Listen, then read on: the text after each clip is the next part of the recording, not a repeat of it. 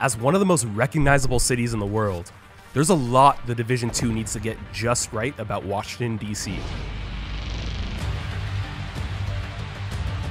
For lead environmental artist Chad Chatterton, that means not just nailing the look of the iconic monuments, but focusing on the details that make D.C. unique. When we build a city for the Division, the first thing we do is we try and recreate what's there. So there's a lot for us to work with to create spaces that really help the gameplay sing. We have a head start by using GIS data. We have all kinds of information, almost too much information. We know the type and age of every tree and location of all the park benches and everything.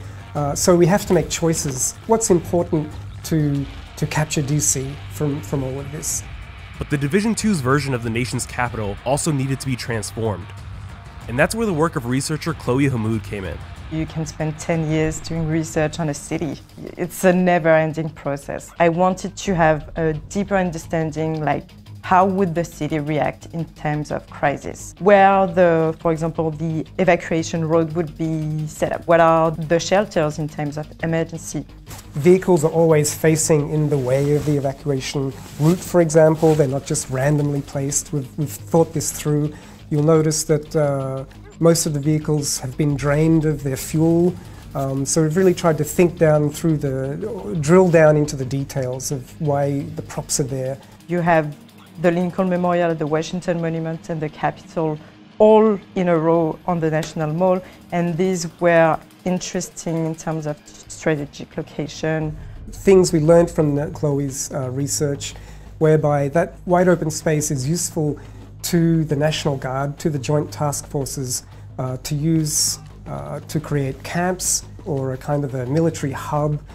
All of this research and information helps ensure the experience feels as authentic as possible. I brought creative solutions to the narrative team, also in their scenarios for the missions and side missions, for example. But also I bring logic to these missions or to the world in itself. For example, the wildlife. I highlighted the animals that you could encounter in the city.